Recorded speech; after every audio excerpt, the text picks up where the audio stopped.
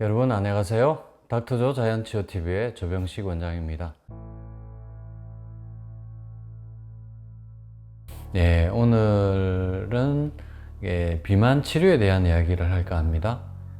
그 첫 번째 시간으로 저탄고지 황제 다이어트는 건강에 나쁘다입니다.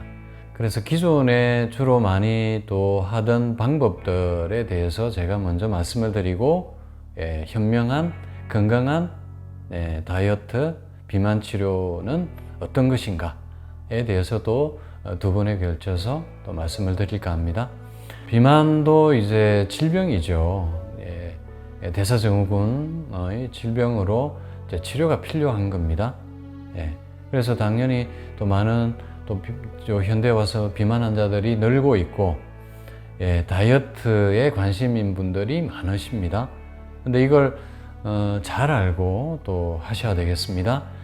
지금 기존에 하는 다이어트식의 원리들은 대부분 다 저탄수화물입니다. 당연히 탄수화물이 칼로리가 많고 이게 또 비만의 원인이 되기 때문에 탄수화물을 줄이는 방법을 대부분 다 사용들을 합니다.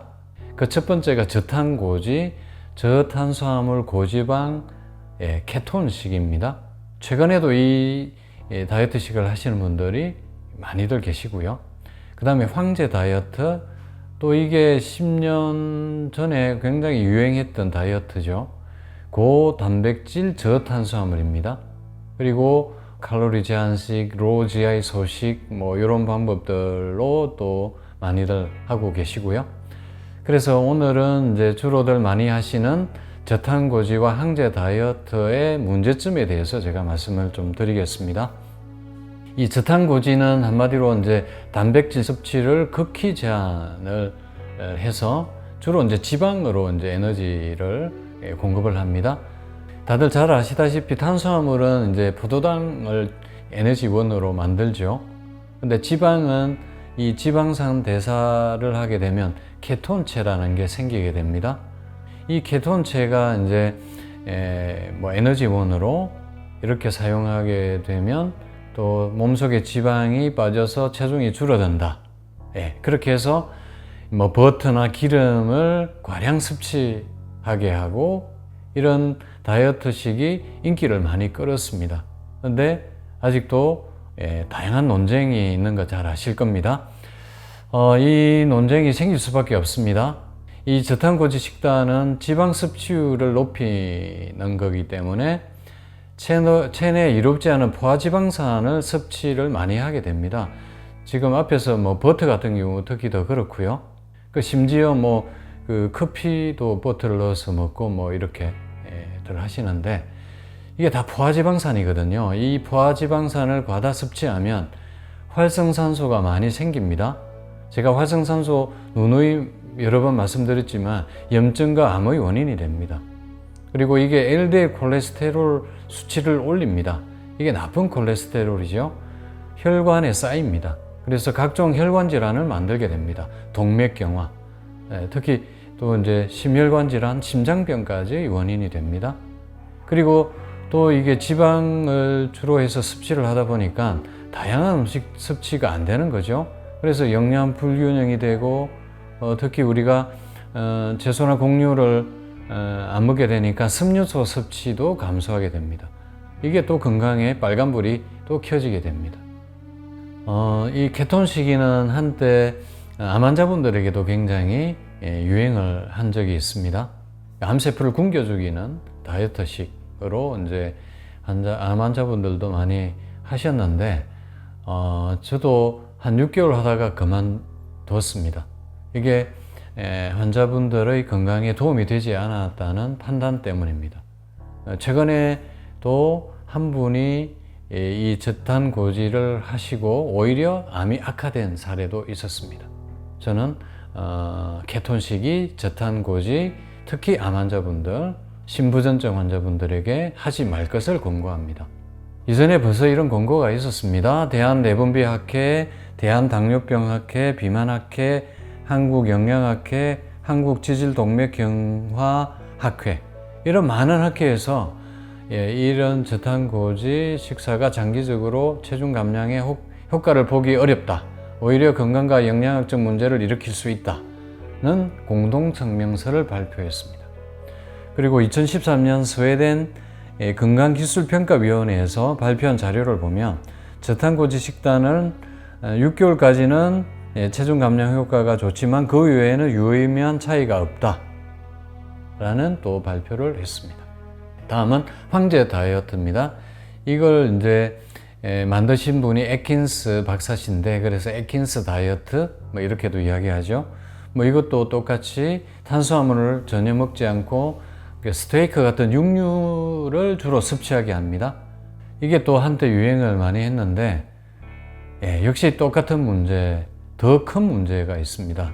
지방 과다로 케톤이 증가하고 이 케토시스 현상이 생기면 인체가 산성화됩니다. 앞에서 말씀드린 대로 염증과 암의 원인이 되고요. 심혈관 질환의 원인이 됩니다. 그리고 이게 또 단백질, 동물성 단백질이 과다하니까 이게 질소 노폐물을 많이 만들거든요. 이게 다 신장에 부담이 많이 주게 됩니다.